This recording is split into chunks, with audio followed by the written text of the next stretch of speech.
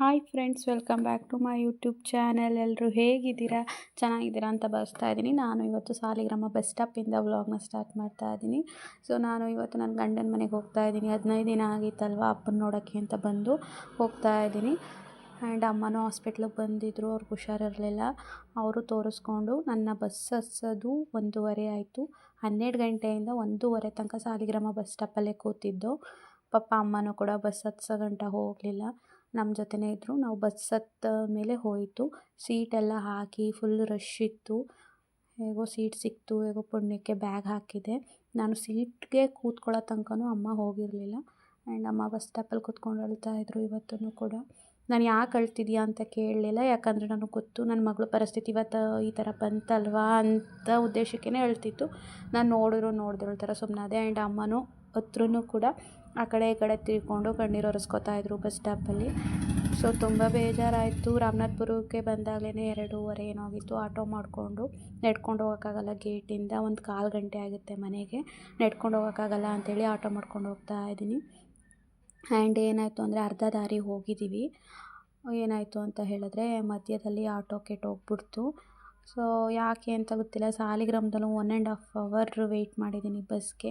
ಇಲ್ಲೂ ಕೂಡ ಅದೇ ಥರ ಆಯಿತು, ಏನಕ್ಕೆ ಗೊತ್ತಿಲ್ಲ.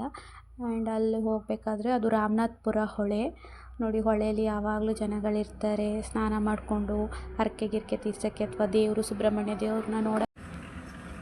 ಆಟೋ ಏನೋ ಕೆಟ್ಟೋಯ್ತು ಪಪ್ಪ. ಈಗ ಆಟೋ ಹೋಗ್ತಿದ್ದೀವಿ, ಅದೇನೋ ಪ್ರಾಬ್ಲಮ್ ಏನೋ ಆಯಿತು. ಮಧ್ಯ ರೋಡನ್ನು ನಿಲ್ಲಿಸಿದ್ವಿ. ನೋಡ್ತಾ ಇದ್ದಾರೆ ಹಿಂದೆ ಆಟೋದಲ್ಲಿ ಏನಾಗಿದೆ ಅಂತ. ಆಲ್ರೆಡಿ 2:20 ಟೈಮು, ಹೊಟ್ಟೆ ಬೇರೆ ಅಷ್ಟು ಆಗ್ತಿದೆ. ಸೊ ಬೇಗ ಮನೆಗೆ ಹೋಗಿ ಊಟ ಮಾಡಬೇಕು. ಪಾಪು ಹೇಳ್ತಿದ್ದೀನಿ, ಪಾಪು ಹಣ್ಣು ತಂದು ದ್ರಾಕ್ಷಿ ನೋಡೋಣ ಎಷ್ಟೊತ್ತಾಗುತ್ತೆ ಅಂತ. ಚೆನ್ನಾಗಿ ಬಂದಿತ್ತು ಆಟೋದಲ್ಲಿ. ಆಟೋ ಯಾಕೋ ಸ್ಟಾರ್ಟ್ ಆಯ್ತಿಲ್ಲ, ಏನು ಪ್ರಾಬ್ಲಮ್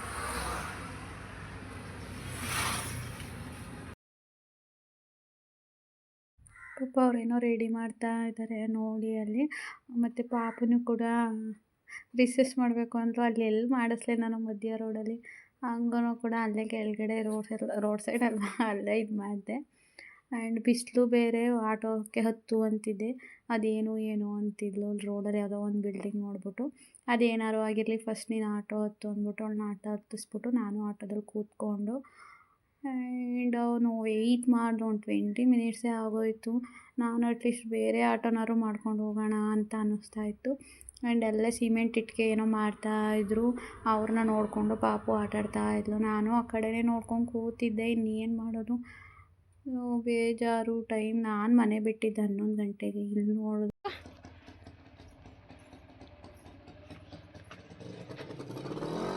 ಹೂವು ಅಲ್ಲೇ ಐತೆ ಕಂದ, ಇಲ್ಲೇ ಐತೆ ಕೀ. ಗೈಸ್ ಫೈನಲಿ ಬಂದು ಮನೆಗೆ. ಆಟೋ ಅಲ್ಲೊಂದು 20 ಮಿನಿಟ್ಸ್ ನಿಲ್ಲಿಸಿದ್ರು. ಆಲ್ರೆಡಿ 2:45, ಇವಾಗ 2:45 ಆಗೈತೆ. ಸೊ ಚೇಂಜ್ ಕೊಟ್ಟರು, ಹಂಗೆ ಚೇಂಜ್ ಕೈಲೇ ಇಟ್ಕೊಂಡಿದ್ದೀನಿ. ಹಂಗೆ ಆಗ್ತಾಯಿಲ್ಲ, ಹಸ್ವಾಗ್ತೈತೆ, ತಲೆನೋವು. ನಾನು ಕೀ ಇಟ್ಟಿರ್ತಾರೋ ಇರಲ್ವೋ ಅಂದ್ಕೊಂಡಿದ್ದೆ. ಕೀ ಐತೆ. ಬಂದು ಚಿನಿ ಅಲ್ಲಿ ಅಪ್ಪ ಫೋಟೋ, ಅಪ್ಪ ನೋಡ್ತೀನಿ ತಾಳಿ ಏನು ಮಾಡ್ತಾಳೆ ಅಂತ. ಏನು ಮಾಡಿದೆ ನೀನು ಅಪ್ಪ ಫೋಟೋಗೆ? ಹೆಂಗೆ ಅಪ್ಪಂಗೆ ದೃಷ್ಟಿ ತೆಗ್ದಾ ನೋಡಿ ಗೈಸ್. ದೃಷ್ಟಿ ತೆಗಿತಾವಳೆ, ಹೆಂಗೆ ತೆಗಿರಿ. ಹೂವ ಅವ್ರ ಅಪ್ಪಂಗೆ ದೃಷ್ಟಿ ತೆಗಿತಾವಳೆ ಅಪ್ಪನ ಫೋಟೋಗೆ. ರಿಯಲ್ ಆಗಂತೂ ತೆಗಿಯೋ ಭಾಗ್ಯ ಇಲ್ಲ ನನ್ನ ಮಗಳಿಗೆ. ತಿನ್ನೋಕ್ಕೇನೂ ಇರಲ್ಲ ಅನ್ಕೊತೀನಿ. ಏನೂ ಇಲ್ಲ, ಖಾಲಿ ಪಾತ್ರೆಗಳಿದ್ದಾವೆ. ಓಕೆ ಗೈಸ್, ಇವಾಗ ಫ್ರೆಶ್ ಅಪ್ ಆಗಿ ಇವಾಗ ಅದೇ ಡ್ರೆಸ್ ಇರಲಿ ಬಿಡು ಪಪ್ಪ. ಇವಾಗ ಅದೇ ಡ್ರೆಸ್ ಚೇಂಜ್ ಮಾಡ್ಬೇಕಂತೆ. ಸರಿ, ಕೈಕಾಲು ತೊಳ್ಕೊಂಡು ಡ್ರೆಸ್ ಚೇಂಜ್ ಮಾಡೋಣ. ಇವಾಗ ಕೈಕಾಲು ತೊಳ್ಕೊಂಡು ಡ್ರೆಸ್ ಚೇಂಜ್ ಮಾಡಿ ರೈಸ್ಗೆ ಇಟ್ಕೋಬೇಕು. ತಿನ್ನೋಕ್ಕೂ ಏನೂ ಇಲ್ಲ. ಟೀ ಇಟ್ಕೊಂಡು ಕುಡಿಯೋಣ ಅಂತ ಫಸ್ಟು ಟೀ ಇಟ್ಕೊಂಡು ಕುಡಿದ್ಬಿಟ್ಟು ಹಂಗೆ ಒಂದು ಪಾವು ರೈಸ್ ಹಾಕ್ತೀನಿ. ಪಕ್ಕದ ಮನೆ ಆಂಟಿ ಹತ್ರ ಸಾಂಬಾರು ಇಸ್ಕೊಂಡು ಊಟ ಮಾಡಬೇಕು. ಫಸ್ಟ್ ಊಟ ಮಾಡಿ ಆಮೇಲೆ ಸ್ವಲ್ಪ ಹೊತ್ತು ಮಲ್ಕೋಬೇಕು. ತಲೆ ನೋವುತ್ತೈತೆ. ಸೊ ಟೀ ಇಡ್ತೀನಿ. ಇವಾಗ ಫಸ್ಟು ಆಗ್ತಾಯಿಲ್ಲ.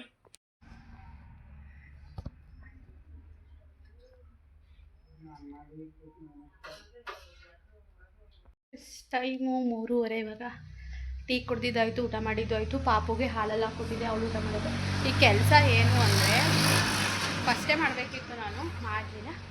ಏನು ಅಂದರೆ ಹೇಳಲ್ಲ, ತೋರಿಸ್ತೀನಿ. ಇದು ಸ್ವಲ್ಪ ಕತ್ಲೆ, ಮಂಚದ ಮೇಲೆ ಕತ್ತುತ್ತೀನಿ. ಚೀಲದಲ್ಲಿದೆ ನೋಡಿ, ನನ್ನ ಸಂತಂದು ಫೋಟೋ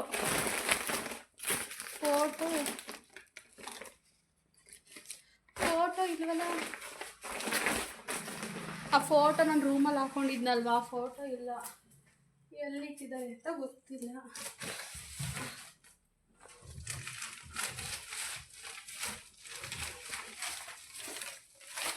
ಫೋಟೋನೇ ಕಾಣಿಸ್ತಾ ಇಲ್ಲ ಗೈಸ್, ಎಲ್ಲ ಹಾಕಿದ್ದಾರೆ ಫೋಟೋನ ಅಂತ ಗೊತ್ತಿಲ್ಲ.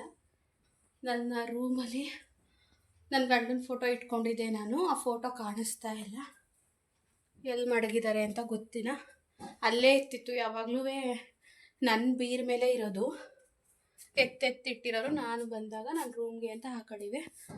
ಅಲ್ಲಿ ನೋಡಿ, ಅಲ್ಲಿ ಖಾಲಿ ಜಾಗ ಐತೆ, ಎಲ್ಲ ಹಾಕಿದಾರೋ ಗೊತ್ತಿಲ್ಲ. ಬೇಜಾರಾಗ್ತಿದೆ. ಸೊ ಬಂದಮೇಲೆ ಕೇಳಬೇಕು ನನ್ನ ಗಂಡನ ಫೋಟೋ ಎಲ್ಲಿ ಹಾಕಿದ್ದೀರಾ ಕೊಡಿ ಅಂತ. ನೋಡೋಣ, ಕೇಳ್ತೀನಿ ಎಲ್ಲ ಐತೆ ಅಂತ. ಇಷ್ಟು ದೊಡ್ಡ ಮನೇಲಿ ನಾನು ಎಲ್ಲಿ ಹುಡ್ಕೋದು? ಯಾವಾಗಲೂ ನನ್ನ ಬೀರ್ ಮೇಲೇ ಇರೋದು, ಇವಾಗ ಕಾಣಿಸ್ತಾ ಇಲ್ಲ. ಆ ಫೋಟೋ ರೂಮಲ್ಲಿದ್ದರೆ ಏನು ಪ್ರಾಬ್ಲಮ್ಮು ಅಂತ ಗೊತ್ತಿಲ್ಲ ನನಗೆ. ನನ್ನ ರೂಮಲ್ಲಿ ನನ್ನ ಗಂಡನ ಫೋಟೋ ಹಾಕ್ಕೊಂಡ್ರೆ ಏನು ಪ್ರಾಬ್ಲಮ್ಮು ಅಂತ ಒಳ್ಳೆ ಗರ ನಲಿತಾ ಇದ್ದೀನಿ. ಎಲ್ಲಿಟ್ಟವರೋ ಗೊತ್ತಿಲ್ಲ. ಅವರೇ ಬರ್ತಾರೆ ಸಂಜೆ ಬಂದಾಗ ಕೇಳ್ತೀನಿ. ಇವಾಗ ಸದ್ಯಕ್ಕೆ ಪಾಪು ಅಲ್ಲಿ ಆಟಾಡ್ತಾವಳೆ, ಪಕ್ಕದ ಮನೆ ಪಾಪು ಹತ್ರ. ಬರಲ್ಲ, ಮಲ್ಕೊಳ್ಳಲ್ಲ ಅಂದು. ನಾನು ಸ್ವಲ್ಪ ಹೊತ್ತು ಹಾಗೆ ಮಲ್ಕೊಂಡು ರೆಸ್ಟ್ ಮಾಡ್ತೀನಿ, ತಲೆ ನೋವ್ತಿದೆ. ಸೊ ರೆಸ್ಟ್ ಮಾಡಿ ಈವ್ನಿಂಗ್ ವ್ಲಾಗ್ನ ಕಂಟಿನ್ಯೂ ಮಾಡ್ತೀನಿ. ಮಲ್ಕೊಳ್ಳೋಣ ಅಂತ ಹೋದೆ, ಬಟ್ ಮನಸ್ಸು ತಡೀಲಿಲ್ಲ. ನಂಗೆ ಮನಸ್ಸು ಎಲ್ಲಿ ತಡೆಯುತ್ತೆ? ರೂಮ್ಗೆ ಬಂದು ಮಂಚು ತಡಿಯಲ್ಲ, ನೋಡೋಣ ಫೋಟೋನ ಅಂತ ಅನ್ನಿಸ್ತು. ಸೊ ಇದು ನನ್ನ ರೂಮು.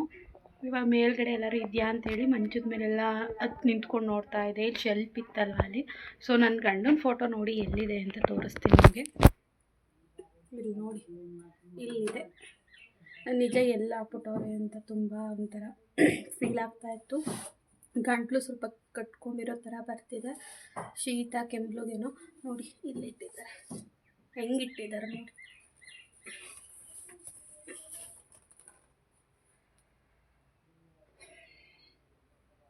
ನಮ್ಮ ಹಣೆ ಬರ ನೋಡಿ. ನನ್ನ ಗಂಡಂಗೆ ಅವನ ಮನೇಲಿ ಅವನ ರೂಮಲ್ಲಿ ಫೋಟೋದಲ್ಲಿರೋಕ್ಕೂ ಕೂಡ ಭಾಗ್ಯ ಇಲ್ಲ. ಸೊ ನನ್ನ ಗಂಡನ ನನ್ನ ರೂಮಲ್ಲಿ ನನ್ನ ಗಂಡನ ಫೋಟೋ ಹಾಕ್ಕೊಳಕ್ಕೆ ನಾನೇ ಬರಬೇಕು. ಏನು ಮಾಡ್ತೀರಾ ನಮ್ಮ ಹಣೆ ಬರಗಳು ನೋಡಿ. ಅದಕ್ಕೆ ಹೇಳೋದು, ಬದುಕಿದ್ದಾಗ ಮಾತ್ರ ಬೆಲೆ ಮನುಷ್ಯನಿಗೆ ಅಂತ. ಈ ಥರ ಈಗ ಮೊದಲಿನ ಜಾಗಕ್ಕೇ ಹಾಕಿದ್ದೀನಿ ಇವಾಗ ಫೋಟೋನ. ಈಗ ಒಂದು ಸ್ವಲ್ಪ ನೆಮ್ಮದಿ ಅಂತ ಅನ್ನಿಸ್ತಿದೆ. ಸೊ ಇವಾಗ ಒಂದು ಸ್ವಲ್ಪ ಹೊತ್ತು ಮಲ್ಕೊತೀನಿ. ಮಲಗಿದ್ದು ಸಾಂಬಾರು ಮಾಡಬೇಕು. ಆಲ್ರೆಡಿ 4 ಗಂಟೆ ಹತ್ತತ್ರ ಆಗೋಯಿತು. ಸ್ವಲ್ಪ ಹೊತ್ತು ರೆಸ್ಟ್ ಮಾಡಿದ್ದು, ನೈಟ್ಗೆ ಸಾಂಬಾರು ಮಾಡಿ ಇಡಬೇಕು. ಸಾಂಬಾರಿಲ್ಲ, ಬಂದಾಗಲೂ ಕೂಡ ತಿನ್ನೋಕ್ಕೆ ಏನೂ ಇರಲಿಲ್ಲ. ರೈಸ್ ಮಾಡಿಕೊಂಡು ಪಕ್ಕದ ಮನೆ ಸಾಂಬಾರು ಇಸ್ಕೊಂಡು ಊಟ ಮಾಡಿದ್ದಾಯಿತು. ಸೊ ಇವಾಗ ನಮ್ಮ ರೂಮಲ್ಲಿ ಇಷ್ಟೊತ್ತಿನಲ್ಲಿ ತುಂಬ ಬಿಸಿಲು, ಹಂಚಿನ ಬೆಳಕು ಐತಲ್ವ, ಅಲ್ಲಿಂದ ಬಿಸಿಲು ಡೈರೆಕ್ಟಾಗಿ ಹೊಡೆಯುತ್ತೆ. ಮಧ್ಯಾಹ್ನ ಟೈಮ್ ರೂಮಲ್ಲಿ ಮಲ್ಕೊಳಕ್ಕಾಗಲ್ಲ. ಸೊ ಹಾಲಲ್ಲೇ ಮಲ್ಕೊಳ್ಳೋಣ ಅಂತ ಬಂದೆ. ಆ್ಯಂಡ್ ಇನ್ನೊಂದು ನೋಟಿಸ್ ಮಾಡಿದೆ, ನನ್ನ ಸೋಕೇಶಲ್ಲಿ ನಂದು ಪಾಪುದು ಸಂತಂದು ಒಂದು ಫೋಟೋ ಇತ್ತು, ಅದನ್ನು ಇಟ್ಟಿದ್ದೆ ಸೋಕೇಶಲ್ಲಿ. ಆ ಫೋಟೋನು ಕೂಡ ಕಾಣಿಸ್ತಾ ಇಲ್ಲ, ಅದನ್ನು ಹುಡುಕಬೇಕು. ಅದನ್ನು ಇಟ್ಟು ಅದೇ ಜಾಗದಲ್ಲಿ ಇಡಬೇಕು ಶೋಕೇಶಲ್ಲೇ. ಆ ಫ್ಯಾಮಿಲಿ ಪಿಕ್ ಅದು ಕೂಡ ಕಾಣ್ತಾ ಇಲ್ಲ. ಏನು ಮಾಡೋದು? ಎಲ್ಲ ನನ್ನ ಹಣೆ ಬರ. ನಮ್ಮ ಮನೇಲಿ ನನ್ನ ಗಂಡಂದು, ನನ್ನ ಮಗಳದು, ನನ್ನ ಫೋಟೋಗೇ ಜಾಗ ಇಲ್ಲ ಅನ್ನೋ ಥರ ಆಗಿದೆ. ಸೊ ಅವರು ಏನೇ ಉದ್ದೇಶ ಆಗಿರಲಿ, ಬಟ್ ನಾನು ನನ್ನ ರೂಮಲ್ಲಿ ಹಾಕ್ಕೊಂಡ್ರೆ ಯಾರಿಗೂ ತೊಂದರೆ ಇಲ್ಲ ಅಂತ ಅಂದ್ಕೊತೀನಿ. ನಾನು ಎದ್ದ ತಕ್ಷಣ ನನ್ನ ಗಂಡನ ಫೋಟೋ ನೋಡಬೇಕು ಅಂತಲೇ ನಾನು ನನ್ನ ರೂಮ್ಗೆ ಹಾಕ್ಕೊಂಡಿರೋದು. ಹಾಲ್ಗೆ ಹಾಕ್ತಾನೆ, ಅದರಿಂದ ಬೇರೆಯವ್ರಿಗೆ ಏನು ಪ್ರಾಬ್ಲಮ್ ಆಗ್ತಿದೆ ನನಗೆ ಗೊತ್ತಾಗ್ತಾ ಇಲ್ಲ ಗೈಸ್. ತುಂಬ ಬೇಜಾರು ಮಾಡ್ತಾರೆ. ಇದೇ ಥರ ಸಣ್ಣ ಪುಟ್ಟ ವಿಷಯಗಳಿಗೆ ಬೇಜಾರೇ ನಮಗೆ. ಇವತ್ತು ಸಂಡೇ ಬಂದೆ. 15 ದಿನ ಏನೋ ಆಗಿತ್ತು. ಅಪ್ಪಾಜಿ ನಿಮಗೆ ಹುಷಾರಿಲ್ಲ ಅಂತ ಹೇಳಿ ನೋಡೋಕ್ಕೆ. ಎಷ್ಟು ದಿನ ಅಂತ ಅಲ್ಲೇ ಇರೋಕ್ಕಾಗುತ್ತೆ? ಮತ್ತು ನೆಕ್ಸ್ಟ್ ಮಂತು ಹಬ್ಬ ಇದೆ, ಅವಾಗ ಹಬ್ಬಕ್ಕೆ ಹೋಗಬೇಕು. ಅದಕ್ಕೆ ಬಂದೆ. ಎಷ್ಟು ದಿನ ಅಂತ ಅಪ್ಪನ ಮನೇಲೇ ಇರೋಕ್ಕಾಗುತ್ತೆ ಹೇಳಿ? ನನ್ನ ಮನೇಲೇ ಇರಬೇಕಲ್ವ ನಾನು. ಸೊ ಗೈಸ್, ಈಗ ಹೆಂಗೋ ಫೋಟೋ ಸಿಕ್ತು ಸಂತಂದು, ಅದು ಖುಷಿ ಆಯಿತು. ಸೊ ಇವಾಗ ಸ್ವಲ್ಪ ಹೊತ್ತು ರೆಸ್ಟ್ ಮಾಡಿ ಈವ್ನಿಂಗು ಮತ್ತೆ ಒಂದು 5:30 6 ಗಂಟೆ ಹಂಗೆ ವ್ಲಾಗ್ನ ಸ್ಟಾರ್ಟ್ ಮಾಡ್ತೀನಿ. ನೋಡಿ ಗೈಸ್, ಟೀ ಇಟ್ಕೊಂಡು ಕುಡ್ದು ಮತ್ತೆ ಒಂದು ರೌಂಡು ಪಾಪುಗೆ ಹಾಲು ಕುಡ್ದು. ಸೊ ಟೈಮ್ ಬಂದು 6 ಕಾಲ ಇದೆ. ಈ ವ್ಲಾಗಲ್ಲಿ ಬರೀ ಟೈಮ್ ಹೇಳ್ತಾ ಇದ್ದೀನಿ. ಸೊ ಸನ್ಸೆಟ್ ತುಂಬ ಚೆನ್ನಾಗಿ ಆಗ್ತಾಯಿದೆ ನೋಡಿ, ಅದಕ್ಕೆ ಅಲ್ಲೇ ಝೂಮ್ ಮಾಡಿ ತೋರಿಸ್ತಾ ಇದ್ದೀನಿ. ಆ್ಯಂಡ್ ಆ ಪಾಪು ಗನ್ನಿಡ್ಕೊಂಡು ಆಡ್ತಾ ಇದ್ದಾಳೆ. ನನಗೂ ತಲೆನೋವು ಕಡಿಮೆನೇ ಆಗಲಿಲ್ಲ, ಇನ್ನೂ ತಲೆನೋವು ಜಾಸ್ತಿನೇ ಆಯಿತು. ಏಯ್ ಪಪ್ಪು ಹೋಗೋ ಕಡೆ ನೋಡಿ ಹೇಗೆ ಕಿಟ್ಲೆ ಮಾಡ್ತಾಳೆ. ಚಿನಿ ನಾನು ವ್ಲಾಗ್ ಮಾಡ್ತಾಯಿದ್ದೀನಿ, ಹೋಗೋ ಕಡೆ, ಆ ಕಡೆ ಆಟೋಡೋಗಿ ಗಿಡಕ್ಕೆ ಹೋಗಿ ಪಾಪು. ಆ್ಯಂಡ್ ಇವಾಗ ಸನ್ಸೆಟ್ ನೋಡ್ಕೊಂಡು ಕೂತಿದ್ದೀನಿ. ಇಲ್ಲಿಗೆ ಬಂದ್ರೇ ತುಂಬ ಬೇಜಾರು, ವ್ಯಕ್ತಿಗಳಿಂದ ಮಾತಾಡೋಕ್ಕೆ ಯಾರೂ ಇಲ್ಲ, ಒಬ್ಬಳೇ ನಾನು ಪಾಪು. ಅಕ್ಕಪಕ್ಕದ ಮನೆಯವರು ಕೂಡ ಫ್ರೀಯಾಗಿ ಮಾತಾಡೋಕ್ಕೆ ಭಯ ಪಡ್ತಾರೆ, ಹುಲಿಗಳು ಅಂತ ಹೇಳಿ. ಆ್ಯಂಡ್ ಕೆಲವೊಬ್ಬ ವ್ಯಕ್ತಿಗಳು, ನಾನು ಇವತ್ತು ಬಂದೆ ಆ್ಯಕ್ಚುಲಿ, ನಾನು ಇಲ್ಲದೆ ಇರೋ ಟೈಮಲ್ಲಿ ಚಿನಿ ಅಯ್ಯೋ ತುಂಬ ಕಿಟ್ಲೆ ಮಾಡ್ತಿದ್ದಾಳೆ, ಮಾತಾಡೋಕೆ ಕೊಡ್ತಾ ಇಲ್ಲ. ಇಲ್ಲದೆ ಇರೋ ಟೈಮಲ್ಲಿ ಬರ್ತಾರೆ ನನ್ನ ಗಂಡನ ಮನೆಗೆ, ಇಲ್ಲದೆ ಇರೋ ಟೈಮಲ್ಲಿ ಬರ್ತಾರೆ, ಮಾಡ್ತಾರೆ, ಬೇಕಾದಂಗೆ ತಿಂತಾರೆ, ಇರ್ತಾರೆ, ಹೋಯ್ತಾರೆ.